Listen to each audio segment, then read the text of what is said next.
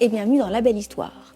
Quand vous allez au Panthéon et que vous regardez le tombeau de Voltaire, vous êtes bien loin d'imaginer quelle mort invraisemblable ce grand homme a eu.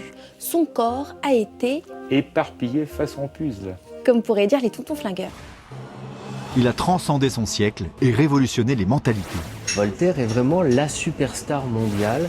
Mais le 30 mai 1778, un peu plus de 10 ans avant la Révolution française, Voltaire, âgé de 83 ans, doit rendre son âme à Dieu. Lui, l'esprit libre qui a lutté toute sa vie contre les dogmes et la religion, lui, le philosophe qui triomphe dans le théâtre, la littérature et la poésie, va-t-il finalement faire amende honorable et recevoir les derniers sacrements? L'Église, en tout cas, l'attend au tournant. Le principal ennemi de Voltaire, c'est la religion. Pour qu'il échappe à la fosse commune, son entourage va donc imaginer d'invraisemblables stratagèmes. On a ouvert le corps, on y a mis des arômes. Après, qu'est-ce qui se passe? Son cœur et son cerveau seront prélevés comme de précieuses reliques. Un comble pour celui qui détestait l'idolâtrie. Les femmes font embrasser la momie sèche et dégoulinante qui tombe en poussière aux enfants, aux bébés. Emprisonné, censuré, exilé, Voltaire a connu toute sa vie les pires ennuis avec le pouvoir. Sa mort va provoquer un cataclysme, dernière bataille entre ses partisans et ses détracteurs, entre la philosophie et la religion. Une histoire incroyable qui vous mènera jusqu'à la construction du Panthéon. Pourquoi Voltaire a-t-il suscité tant de passion même après sa mort? Et surtout, pourquoi le corps du philosophe a été éparpillé façon puzzle. Avec Myriam Bounafa, avec François Reynard. Vous aimez La Belle Histoire? Vous êtes prêt à suivre Voltaire jusqu'à son dernier souffle? Et même au-delà? C'est parti. C'est parti. En février 1778, Voltaire entreprend un dernier voyage. Après 20 ans d'exil à Ferney, près de la frontière suisse, le chef de file des Lumières est de retour à Paris, invité chez son ami le marquis de Villette, dans cet hôtel particulier. Sur ce quai qui deviendra peu de temps après sa mort, le fameux quai Voltaire. Voltaire né à Paris le 21 novembre 1651 et mort dans cette maison le 30 mai 1778.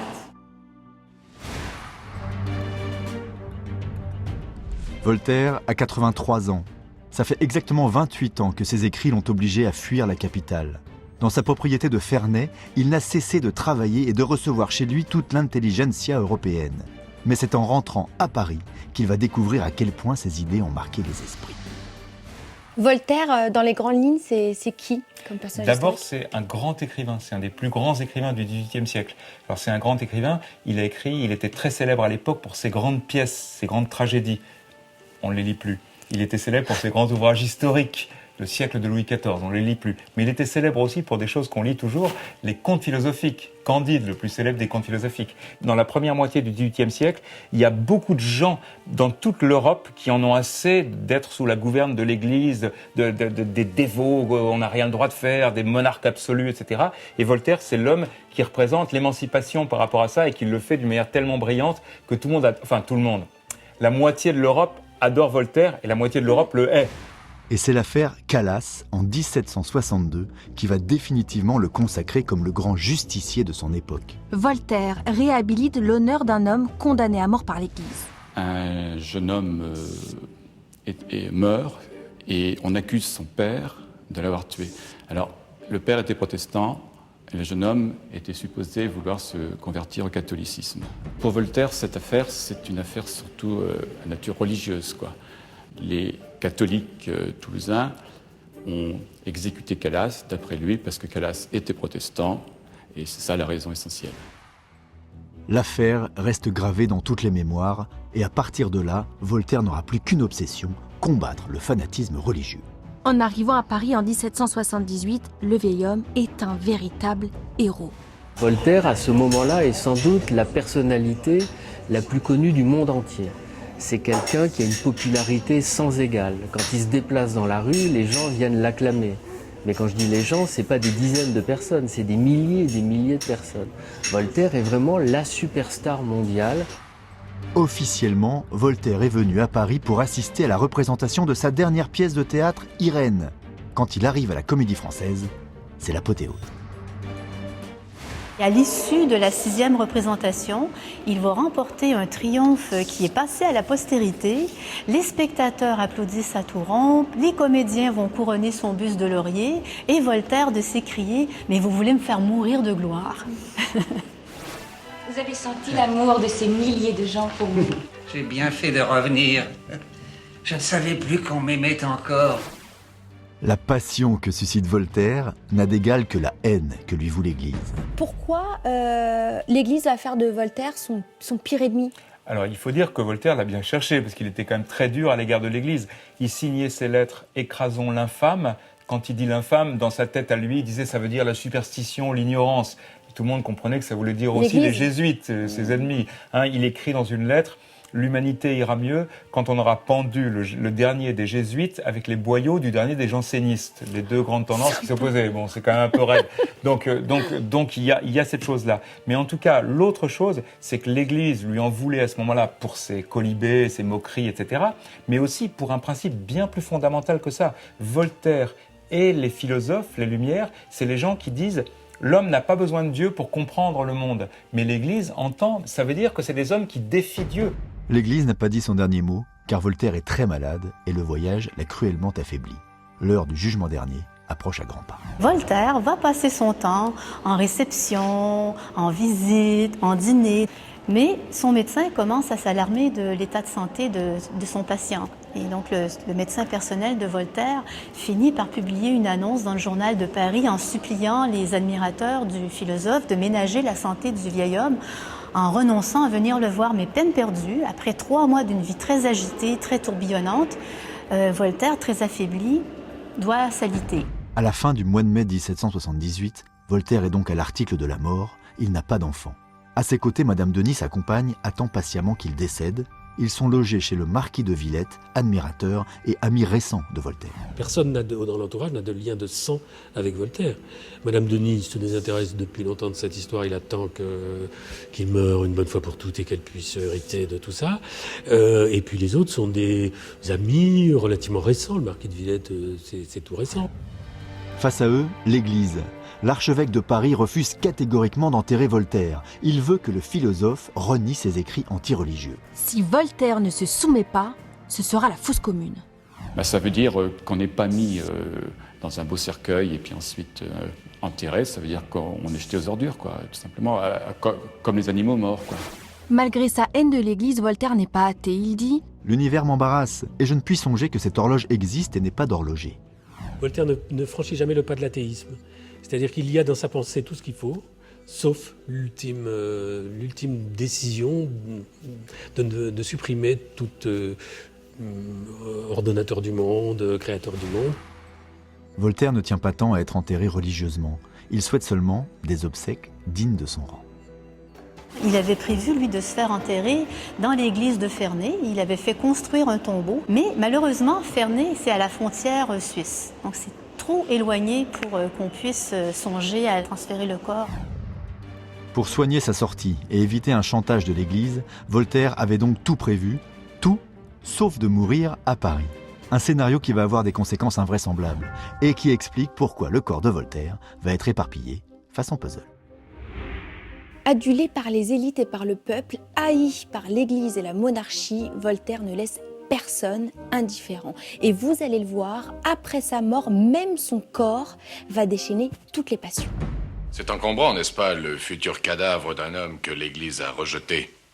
Utile vivant, monsieur de Voltaire, encombrant mort. C'est l'enfer.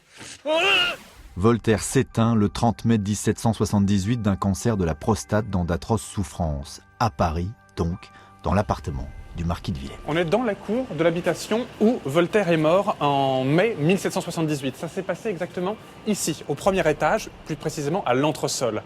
Les mauvaises langues d'ailleurs disent qu'il était complètement dément, qu'il mangeait, désolé c'est trivial, mais qu'il mangeait sa merde et qu'il se mordait les dents. Les voltairiens disent toujours que c'est l'Église qui a raconté ça pour détruire sa légende, c'est vrai ou pas? Les jésuites, bien sûr. Donc il avait ses détracteurs, malgré tout, il y a hélas, un fond de vérité. Voltaire était vieux quand il est mort et il était malgré tout un tout petit peu sénile. Donc il est mort sur un grabat, dans des conditions atroces. Un grabat, c'est des tissus, une sorte de pseudo-matelas par terre dans la cuisine. Il réclamait de l'eau et on ne lui en donnait pas pour des raisons pseudo-médicales. Il est vraiment mort de façon assez pitoyable et triste, le pauvre Voltaire, un cri, en criant « Laissez-moi mourir ». Voltaire est mort sans renier ses idées, mais pour son entourage, le problème reste entier. Que faire de son corps ? La solution va venir du neveu de Voltaire. L'abbé Mignot peut couvrir discrètement son inhumation. Ça se passera à l'abbaye de Célières, près de Troyes. Mais pour le déplacer, il va falloir cacher sa mort. En pleine nuit, le marquis de Villette fait donc appel à un médecin ainsi qu'un apothicaire appelé Mitoire. Donc en toute hâte, à la lueur des bougies, il est 23 heures, on va procéder à l'embaumement du corps. Et donc dans le rapport d'autopsie, il est fait mention que la vessie est décomposée et semblable à du lard, que le cœur est très petit et que le cerveau est très gros. Il faut préparer le corps, il faut que le corps soit transportable pour aller jusque là-bas. Donc l'autopsie a aussi ça comme but, c'est ouvrir le corps, retirer tous les organes humides et le farcir avec des aromates. D'autant plus facile qu'on est dans la cuisine. Donc il suffit de prendre... Mais c'est quoi comme aromate? Vous prenez d'abord du sel, du poivre, du cumin, gingembre. du paprika. Non mais c'est vrai, c'est comme... Vous auriez fait une très bonne autopsieuse. Vous savez qu'il y a plein de psychopathes qui prennent des notes là. Pas forcément des psychopathes. Conserver Pas forcément des psychopathes, ça peut être des romantiques aussi qui veulent conserver des parties anatomiques. Les médecins légistes. Et ça marche très bien ces aromates-là. Ça peut essayez à la maison. Oui, bien sûr. Essayez. L'art d'accommoder les restes. Par fidélité à son ami, le marquis de Villette va récupérer son cœur, tandis qu'en remerciement de ses bons et loyaux services, l'apothicaire, M. Mitoire, va hériter de son cerveau. Pardon du détail technique et horrible, mais quand on récupère le cerveau, ça veut dire que l'autre il est complètement trépané, il a le crâne qui est ouvert. On scie, si je peux me permettre, on scie ici une sorte de calotte au niveau de la tête. On retire le scalp, on retire le crâne, on extirpe le cerveau et ensuite on remet la calotte et on recoud. Ça se voit pas énormément, sauf qu'évidemment le terre est un peu chauve. Une fois l'autopsie et l'embaumement pratiqués, on va avoir recours à un subterfuge digne du plus tordu des romans policiers. On a ouvert le corps, on y a mis des arômes. Après, qu'est-ce qui se passe? Alors ensuite, on l'habille avec son petit bonnet de nuit, sa robe de chambre classique telle qu'on le voit habituellement, et on le met dans une sorte de... même pas une chaise à porteur, un carrosse tout simplement. Un carrosse qui va prendre la route vers l'est, vers Troyes. On fait comme s'il était vivant en fait, on le pose vivant. dans la calèche comme avec si... un serviteur à côté de lui, et puis les gens tranquillement lui disent bonjour, parce que certains le reconnaissent. Quand il passe la barrière de l'octroi à l'est de Paris, un garde le reconnaît et toute la compagnie se met au garde à vous pour lui rendre les honneurs, alors qu'il est mort. Laisse passer, c'est Voltaire qui se promène. Il se repose donc jamais, ton grand homme. À mi-chemin, on va s'arrêter à Provins, on va s'arrêter dans une auberge, on va demander un petit bouillon pour Voltaire. Et on rend le petit bouillon intact en disant notre maître, il n'avait pas très faim, il se sent pas très bien. Et on repart comme ça jusqu'à l'abbaye de Célières. Et donc, une fois qu'il est arrivé à l'abbaye, on se dépêche de l'enterrer avant que les autorités de Troyes ne soient au courant de cette interdiction. Voltaire échappe donc à la fosse commune, mais se retrouve enterré en catimini, loin des honneurs dus à son génie. C'est un personnage universel et effectivement, on a voulu le faire taire par sa mort, on n'a absolument pas réussi. Grâce au fidèle marquis de Villette, le cœur ira, lui, rejoindre le tombeau de Ferney. La propriété vendue, Villette le récupère et l'installe chez lui, quai Voltaire, à Paris. Quand son fils, le bien nommé Voltaire Villette, meurt à son tour, en 1864, le cœur de Voltaire est tout simplement remis à Napoléon III, qui s'en débarrasse en l'offrant à la Bibliothèque nationale. C'est là qu'on l'oublie jusqu'en 2010. C'est Voltaire là qui nous regarde. Ah oui, avec son sourire... C'est devenu votre grand copain. Moqueur. Nathalie Buisson est chimiste au département de conservation de la Bibliothèque nationale. Et on fait quoi, on escalade? On veut escalader. Ouais, vas-y. C'est elle qui a découvert le cœur de Voltaire. Ah ouais, ça se passe comme ça. Est-ce que vous pouvez me raconter? Pas qu'il y avait une odeur incroyable qui se dégageait? On est en travaux de rénovation et on a dû déplacer cette statue jusqu'au palier en fait, du musée des monnaies et médailles, là où on se trouve.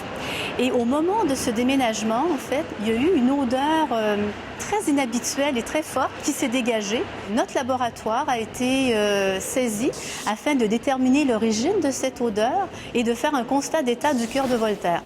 Depuis, le cœur de Voltaire est bien caché dans les laboratoires scientifiques de la Bibliothèque nationale.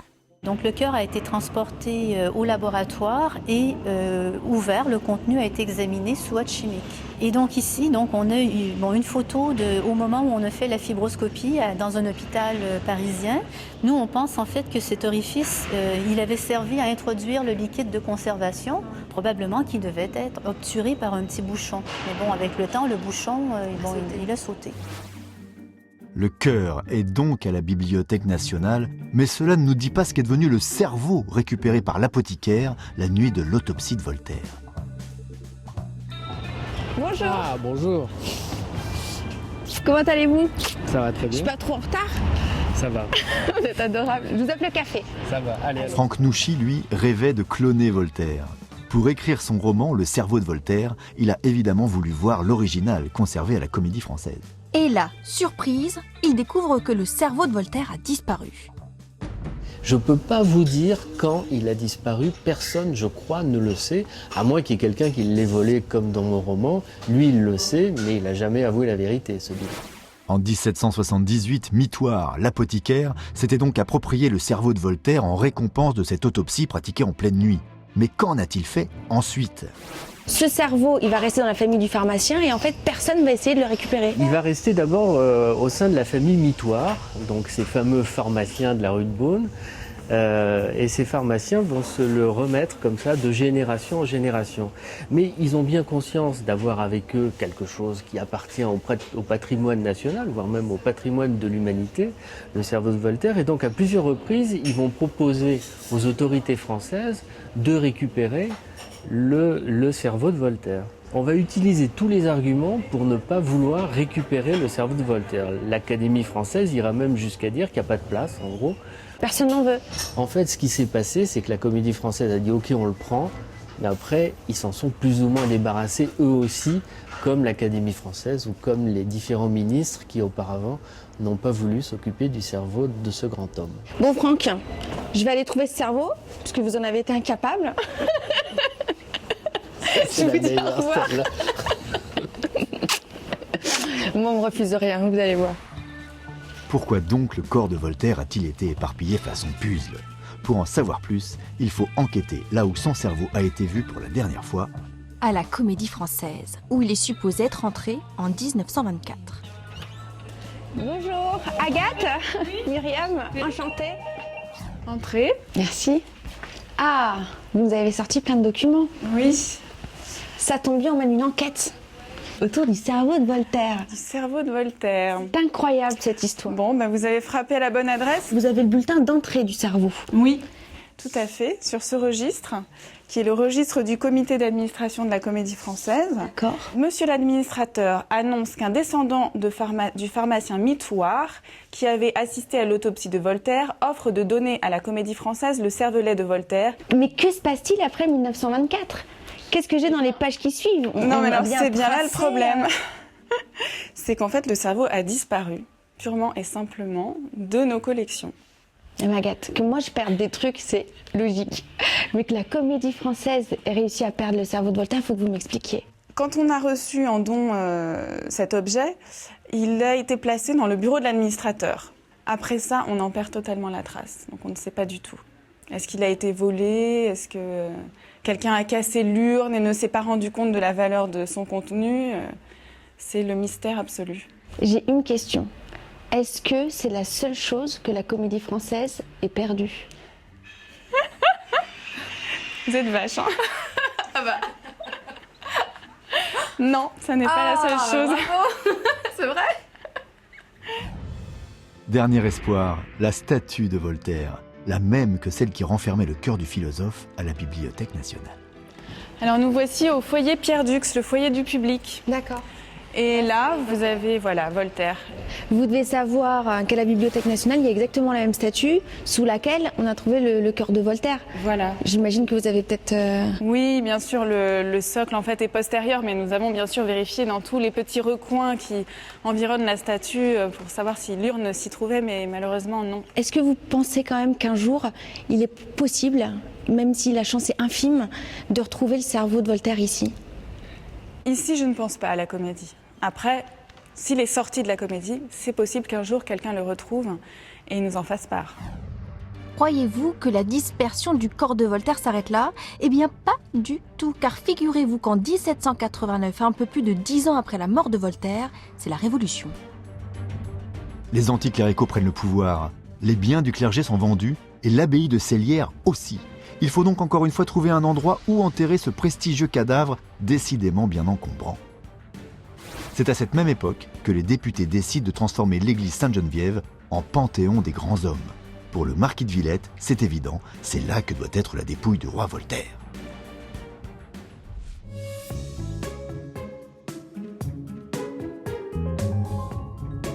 Est-ce que Voltaire était un révolutionnaire ? Alors Voltaire, il était sûrement pas révolutionnaire. Voltaire, il était même pas démocrate. Il pensait pas qu'il fallait faire la démocratie. Voltaire, il disait « Je ne souffrirai pas que mon perruquier fût mon législateur ». Ça veut dire qu'il pensait que... qu'il y avait des classes. Voilà, qu'il y avait des... Voilà, parce que c'était un homme de son temps. Il a lutté contre certains préjugés de son époque, mais il a aussi conforté d'autres préjugés de son époque. Mais Voltaire reste l'ennemi public de la religion et la Révolution a besoin de grands hommes pour remplacer Dieu.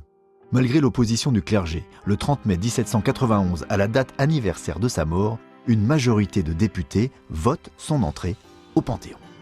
L'Assemblée nationale tranche en ordonnant le transfert des restes de Voltaire au Panthéon. Donc là, on va procéder à l'exhumation. On va soulever le corps de la fosse. Donc, au moment où on soulève le corps de la fosse, il y a un bout d'os de talon qui tombe. Quelqu'un va l'empocher. Il y a des scènes, mais inimaginables. Et, la momie est sèche. On est en 1791. Il a été enterré en 1778. Et les femmes du village, à côté de l'abbaye de Célières, font embrasser la momie sèche et dégoulinante qui tombe en poussière aux enfants, aux bébés, pour le bénir, comme si la momie de Voltaire était l'équivalent d'un saint laïque, en l'occurrence. On en profite pour lui extraire 2 dents. Donc, il y en a une, il lui restait 6 dents dans la bouche. Donc, il y a une dent qui va échoir à un officier municipal et l'autre, en fait, on va la donner au rédacteur du père Duchesne qui va s'en faire un pendentif. Et sur la monture, on pouvait lire l'inscription suivante. Les prêtres m'ont fait tant de mal sur terre que j'ai gardé contre eux cette dent de Voltaire. C'est donc en pièces détachées, mais en grande pompe, que Voltaire rentre à Paris, 13 ans après sa mort. Bonjour Myriam. Comment allez-vous ? Très bien vous-même. Je vous embrasse. On est théoriquement ici, dans le dernier repère de Voltaire. Absolument. Il est toujours là. Ah, voilà une bonne nouvelle. Alors on va essayer de se replonger dans ce moment incroyable où Voltaire fait son retour à Paris, ici. C'est vrai que c'est une arrivée avec plusieurs dizaines de milliers de personnes, dont certains sont costumés à l'antique, avec un grand cénotaphe, avec des bustes qui précèdent le cercueil. Donc c'est un véritable délire. Le 11 juillet, un char tiré par 12 chevaux blancs va parader pendant 8 heures dans les rues de Paris avant d'arriver au Panthéon. Après avoir fui Paris dans le plus grand secret, Voltaire revient donc ovationné par la foule, plus idolâtré que jamais. Il est aujourd'hui le plus ancien locataire du Panthéon, à condition que son corps y soit vraiment. Pour le savoir, direction la crypte, dans les sous-sols du Panthéon où se trouve son tombeau. Oh. J'ai passé toute cette émission à chercher Voltaire. Nous sommes devant le grand homme. Est-ce qu'on est sûr et certain que Voltaire est là ? Ce qu'il y a à l'intérieur, nul ne le saura jamais. La seule solution, la seule possibilité, ça serait d'ouvrir ce caveau et de faire des tests ADN. Quelle ironie du sort s'il n'était pas là. Oui, absolument. Mais il serait sauvé de l'église Sainte-Geneviève. Tout à fait, absolument. Mais en fait, il faudrait peut-être demander à Rousseau si c'est vraiment Voltaire. Mais est-ce que Rousseau lui-même est déjà là-bas ? C'est toute une grande question. Mais encore une fois, l'histoire ne s'arrête pas là. Sous la Restauration, des ultra-royalistes auraient dérobé les ossements de Voltaire et de Rousseau pour les couler dans de la chaux très loin du Panthéon. À croire que le corps comme la pensée de Voltaire n'en finiront jamais d'être dispersés. Est-ce que ça te semble étonnant, drôle, bizarre que Voltaire ait été dispersé comme ça un peu partout ? Parfois introuvable. On va dire que c'était la pratique de l'époque. Les rois, par exemple, on séparait leurs entrailles, on les dispersait. Ce qui m'amuse, moi, si je devais appliquer de l'ironie voltairienne à la mort de Voltaire, c'est le fait que ses entrailles, son cœur, etc., étaient pris comme des reliques de saints. Ouais. Donc c'est oui. c'est l'homme qui se bat contre l'Église et puis qui finit comme un pauvre saint dont il s'est moqué toute sa vie. Voilà. Disons que c'est Dieu qui l'a puni. En même temps, je pense que ça l'amuserait parce que Voltaire avait un humour ravageur. Subir le sort d'un saint de l'Église catholique, un sort similaire, lui aurait paru assez amusant, je pense. Bon, quant à subir le même sort qu'un roi, je pense qu'il prendrait ça tout à fait normalement, que ça ne le choquerait pas. Son ironie et son insolence face à la monarchie et à l'Église avaient conduit Voltaire à vivre en exil toute sa vie. La mort n'aura visiblement pas suffi à le laisser reposer en paix.